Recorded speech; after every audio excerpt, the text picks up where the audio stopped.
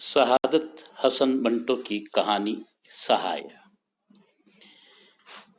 ये मत कहो कि 1 लाख हिंदू और 1 लाख मुसलमान मरे हैं। ये कहो कि 2 लाख इंसान मरे हैं। और इतनी बड़ी ट्रेजेडी नहीं कि ये 2 लाख इंसान मरे हैं। ट्रेजेडी असल में ये है कि मारने वाले और मरने वाले किसी भी खाते में नहीं गए।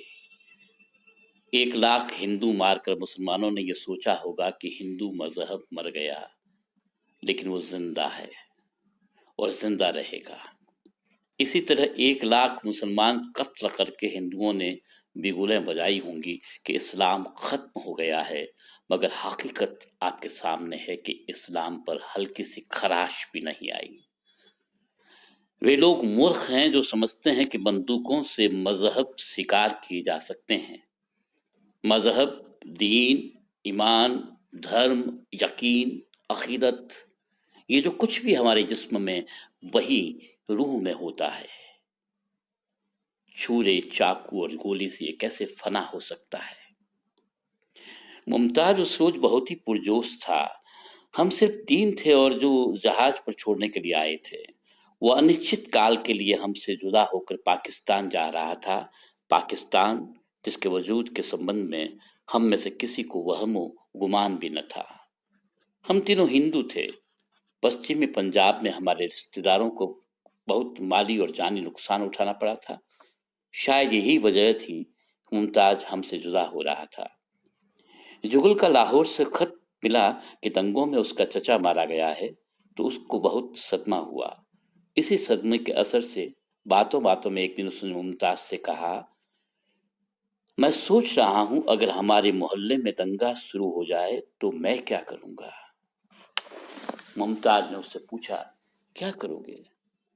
जुगल ने बड़ी संजीदगी से जवाब दिया, मैं सोच रहा हूं बहुत मुमकिन है मैं तुम्हें मार डालूं। ये सुनकर मुमताज बिल्कुल खामोश हो गया और उसकी खामोशी तकरीबन 8 रोज तक कायम रही और उस वक्त टूटी जब उसने अचानक हमें बताया कि वो 3:45 बजे समुद्री जहाज से कराची जा रहा है। हम तीनों में से किसी ने उसके इस इरादे के संबंध में बातचीत न की। जुगल को इस बात का शदीद एहसास था कि मुमताज की खानगी का कारण उसका ये जुमला है, मैं सोच रहा हूं बहुत मुमकिन है मैं तुम्हें मार डालूं। शायद वह अब तक यही सोच रहा था कि वह आवेश में आकर मुमताज को मार सकता है या नहीं। मुमताज को, जो कि उसका जिगरी दोस्त था, वह हम तीनों में सबसे ज्यादा खामोश था। लेकिन अजीब बात है कि मुमताज गैर मामूली तौर पर तो बातूनी हो गया था, खास तौर पर रवानगी से चंद घंटे पहले। सुबह उठते ही उसने पीना शुरू कर दी। सामान आदि कुछ इस अंदाज से मंगवाया जैसे वो कहीं सैरो तफरीह के लिए जा रहा है। खुद ही बात करता था, खुद ही सुनता था। कोई और देखता तो समझता कि वह मुंबई छोड़ने में नाकाबिले बयान खुशियां महसूस कर रहा है। लेकिन हम तीनों अच्छी तरह जानते थे कि वह सिर्फ अपने जज्बात छुपाने के लिए हमें और अपने आप को धोखा देने की कोशिश कर रहा है। मैंने बहुत चाहा कि उससे एकदम खानगी के संबंध में बात करूं। संकेत में मैंने जुगल से भी कहा कि वो बात छेड़े, मगर मुमताज ने हमें कोई मौका ही नहीं दिया। जुगल 3-4 पैग पीकर और भी खामोश हो गया और दूसरे कमरे में लेट गया। मैं और बृजमोहन उसके साथ रहे। उसे कई बिल अदा करने थे, डॉक्टरों की फीस देनी थी, लॉन्ड्री से कपड़े लाने थे। ये सब काम उसने हंसते खेलते किए। लेकिन जब उसने नाके के बाजू वाली दुकान से एक पान लिया तो उसकी आंखों में आंसू आ गए। ब्रजमोहन के कंधे पर हाथ रखकर वहां से चलते उसने धीरे से कहा, याद है ब्रज, आज से 10 बरस पहले जब हमारा हाल बहुत पतला था, गोविंद ने हमें 1 रुपया उधार दिया था। रास्ते में मुमताज खामोश रहा, मगर घर पहुंचते ही उसने फिर बातों का लंबा सिलसिला शुरू कर दिया। ऐसी बातों का जिसका सर था न पैर, लेकिन वह ऐसी पुरखुलूस थी कि मैं और ब्रजमोहन बराबर उनमें हिस्सा लेते रहे। जब रवानगी का वक्त करीब आया तो जुगल भी शामिल हो गया, लेकिन जब टैक्सी बंदरगाह की तरफ चली तो सब खामोश हो गए। मुमताज की नजरें बंबई के विराट और फैले हुए बाजारों को अलविदा कहती रही, यहां तक कि टैक्सी अपनी मंजिल तक पहुंच गई।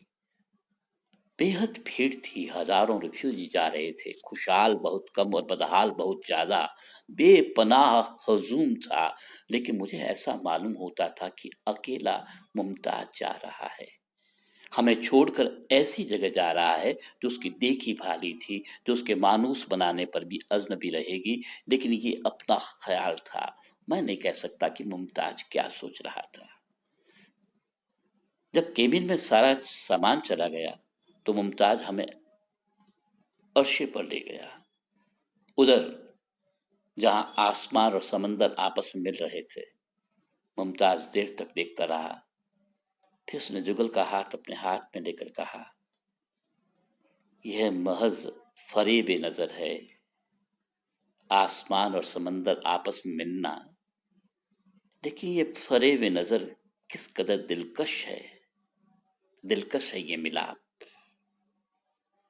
जुगल खामोश रहा, शायद उस समय भी उसके दिलो दिमाग में उसकी ये कही बात चुटकियां ले रही थी।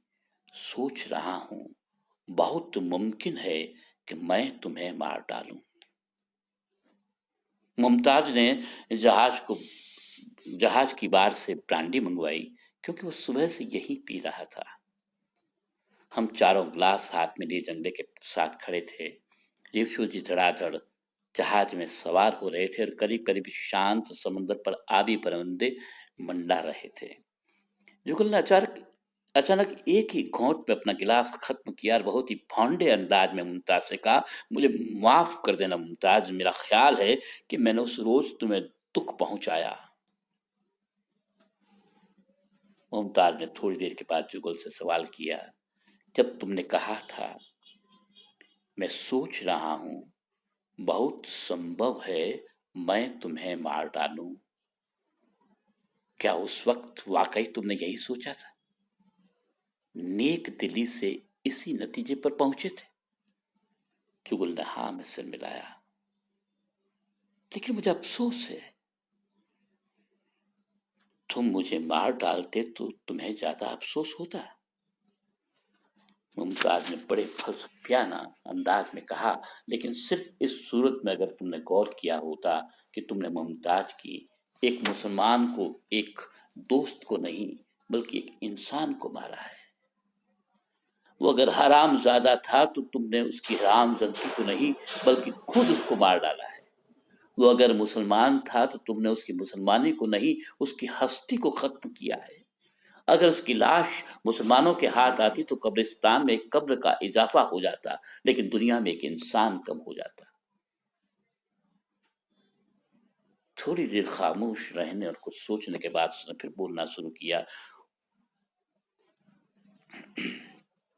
हो सकता है मेरे हम मजहब मुझे शहीद शहीद कहते हैं, लेकिन खुदा की कसम अगर मुमकिन होता तो मैं कब्र फाड़ कर चिल्लाना शुरू कर देता, मुझे शहादत का ये रुतबा कबूल नहीं है, मुझे डिग्री नहीं चाहिए जिसका इम्तिहान मैंने दिया ही नहीं। लाहौर में तुम्हारे चचा को एक मुसलमान ने मार डाला, तुमने खबर बंबई में सुनी और मुझे कत्ल कर दिया। बताओ तुम और मैं किस तमगे के मुस्तक है, तुम और मैं किस तमगे के मुस्तक हैं, और लाहौर में तुम्हारा चचा और उसका कातिल किस खलत का हकदार है। मैं तो ये कहूंगा मरने वाले कुत्ते की मौत मरे और मारने वालों ने बिल्कुल बेकार अपने हाथ खून से रंगे। बातें करते करते मुमताज बहुत जज्बाती हो गया, लेकिन इस ज्यादती में खुलूस बराबर का था। मेरे दिल पर खुसूसन इस बात का बहुत असर हुआ कि मजहब, दीन, ईमान, यकीन, धर्म, अकीदत, ये जो कुछ भी है हमारे जिस्म के बजाय रूह में होता है, जो छुरे, चाकू और गोली से फला नहीं किया जा सकता। चुनांचे मैंने उससे कहा, तुम बिल्कुल ठीक कहते हो। ये खबर सुनकर मुमताज ने अपने ख्यालात का जायजा लिया और कदरे बेचैनी से कहा, नहीं, बिल्कुल ठीक नहीं। मेरा मतलब कि ये सब ठीक तो है, लेकिन शायद मैं जो कुछ कहना चाहता हूँ अच्छी तरह से अदा कर नहीं सका। मजहब से मेरी मुराद ये मजहब नहीं, ये धर्म नहीं, जिसे हम में से 99 दंगाई ग्रस्त हैं। मेरी मुराद मुराद उस खास चीज से है जो एक इंसान को दूसरे इंसानों के मुकाबले में जुदा गाना हैसियत बख्शती है। वह चीज जो इंसान को हकीकत इंसान साबित करती है। लेकिन ये चीज क्या है? अफसोस है कि मैं उसे हथेली पर रखकर दिखा नहीं सकता। ये कहते एकदम उसकी आंखों में चमक पैदा हुई और उसने जैसे खुद से पूछना शुरू कर दिया, लेकिन इसमें वो कौन सी खास बात थी? कट्टर हिंदू था, पेशा न्याय थी जलील, लेकिन इसके बावजूद उसकी रूह किस कदर रोशन थी। मैंने पूछा, किसकी? एक भड़वे की। हम तीनों चौंक पड़े। मुमताज के लहजे में कोई तकल्लुफ नहीं था, इसलिए मैंने भी संजीदगी से पूछा, एक भड़वे की? मुमताज ने हाँ में सिर मिला दिया। मुझे हैरत है कि वह कैसा इंसान था। वो ज्यादा हैरत इस बात की कि वो उर्फ ए आम में एक भड़वा था, औरतों का दल्लाल, लेकिन उसका जमीर बहुत साफ था। मुमताज थोड़ी देर के रुक गया, जैसे वो अपने पुराने वाकयात को दिमाग में ताजा कर रहा है। कुछ क्षणों के बाद उसने फिर बोलना शुरू किया। उसका पूरा नाम मुझे याद नहीं, कुछ सहाय थे, बनारस के रहने वाले, बहुत ही सफाई पसंद। वह जगह वहां जहां वो रहता था वो बहुत ही छोटी थी, मगर उसने बड़े सलीके से उसे मुख्तलिफ खानों में तकसीम कर रखा था। पर्दे का उचित इंतजाम था, चारपाइयाँ और गाव तकिए मौजूद थे, चादरें और गिलाफ वगैरह हमेशा उजले रहते थे। नौकर मौजूद था, मगर सफाई वह खुद अपने हाथ से करता था, धोखा और फरेब नहीं करता था। रात ज्यादा गुजर गई है और आसपास से पानी मिली शराब मिलती है तो साफ कह देता था कि साहब अपने पैसे बर्बाद न कीजिए। अगर किसी लड़की के संबंध में उसे शक है तो छुपाया नहीं करता था। और तो और उसने मुझे ये भी बता दिया कि वह 3 बरस के अरसे में 20,000 रुपये कमा चुका है। 10-10 में 2.5 कमीशन के ले लेकर उसे सिर्फ 10,000 और बनाने थे। मालूम नहीं सिर्फ 10,000 और ज्यादा क्यों नहीं। उसने मुझसे कहा था कि 30,000 रुपये पूरे करके वह वापस बनारस चला जाएगा और बज्जाजी की दुकान खोलेगा। मैं यह भी नहीं कह सकता कि वह सिर्फ बज्जाजी की दुकान खोलने का आरजूमंद क्यों था। मैं यहाँ तक तो सुन चुका, तो मेरे मुंह से निकला, अजीबो गरीब आदमी था। मुमताज ने अपनी गुफ्तगू जारी रखी। मेरा ख्याल था कि वह सरतापा बनावट है, एक बहुत बड़ा फ्रॉड है। कौन यकीन कर सकता है कि वह उन तमाम लड़कियों को जो उसके धंधे में शरीक थी अपनी बेटियां समझता था। यह भी उस वक्त मेरी समझ से दूर था कि उसने हर लड़की के नाम पर पोस्ट ऑफिस में अकाउंट्स खुला रखा था, हर महीने कुल आमदनी वहां जमा कराता था। और ये बात तो बिल्कुल यकीन करने लायक नहीं थी कि वो 10-12 लड़कियों के खाने पीने का खर्च अपनी जेब से अदा करता था। उसकी हर बात मुझे जरूरत से ज्यादा बनावटी मालूम होती थी। एक दिन मैं उसके यहाँ गया तो उसने मुझसे कहा, अमीना और सकीना दोनों छुट्टी पर है। मैं हर हफ्ते उन दोनों को छुट्टी दे देता हूँ ताकि बाहर जाकर किसी होटल में मांस वगैरह खा सके।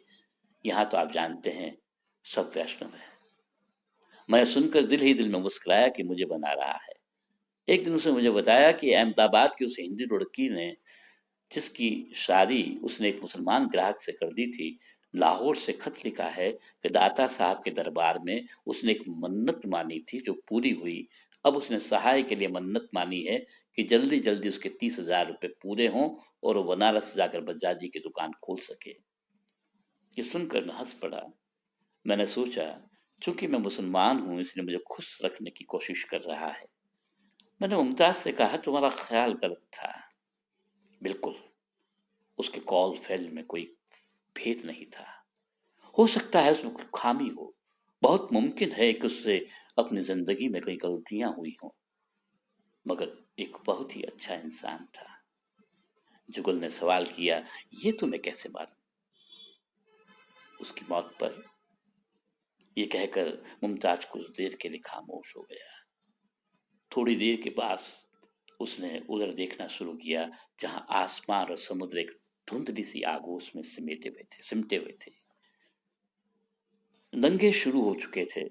मैं तड़के उठकर भिंडी बाजार से गुजर रहा था। कर्फ्यू के बाहर के कारण बाजार में आना जाना बहुत ही कम था। ट्रेन भी नहीं चल रही थी। टैक्सी की तलाश में चलते चलते जब मैं जे के अस्पताल के पास पहुंचा तो फुटपाथ पर एक आदमी को मैंने बड़े टोकरे के पास गठरी से बने हुए देखा। मैंने सोचा कि कोई पानी वाला सो रहा होगा, लेकिन जब मैंने पत्थरों के टुकड़ों पर खून के लोथड़े देखे तो रुक गया। वारदात कत्ल की थी। मैंने सोचा अपना रास्ता ढूंढ, मगर लाश में हरकत पैदा हुई। मैं फिर रुक गया। आसपास कोई न था।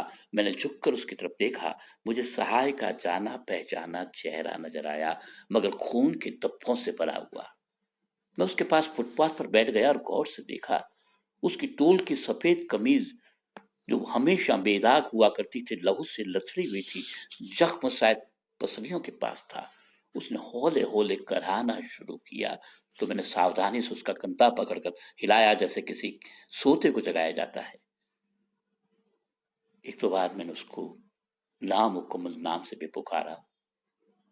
मैं उठकर जाना ही वाला था कि उसने अपनी आंखें खोली। देर तक वो उन अर्ध खुली आंखों से टिकटिकी बांधे मुझे देखता रहा। फिर एकदम उसके सारे बदन में ऐंठन जैसी कैफियत पैदा हुई और उसने पहचान कर कहा, आप आप मैंने उससे तले ऊपर बहुत सी बातें पूछना शुरू कर दी। वो कैसे इधर आया? किसने उसको जख्मी किया? कब से वो फुटपाथ पर पड़ा है? सामने अस्पताल है, क्या मैं वहां खबर करूं? उसमें बोलने की ताकत नहीं थी। जब मैंने सारे सवाल कर डाले कराहते उसने बड़े मुश्किल से ये शब्द कहे, मेरे दिन पूरे हो चुके हैं। भगवान को यही मंजूर था। भगवान को जाने क्या मंजूर था, लेकिन मुझे ये मंजूर नहीं था कि मुसलमान होकर मुसलमानों के इलाके में एक आदमी को, जिसके संबंध में मैं जानता था कि हिंदू है, इस एहसास के साथ मरते देखूं कि उसको मारने वाला मुसलमान था और आखिर वक्त में उसकी मौत के सहाराने जो आदमी खड़ा था वह भी मुसलमान था। मैं डरपोक तो नहीं, लेकिन उस वक्त मेरी हालत डरपोकों से बदतर थी। एक तरफ ये खौफ दामनगीर था, मुमकिन है कि मैं पकड़ा जाऊं।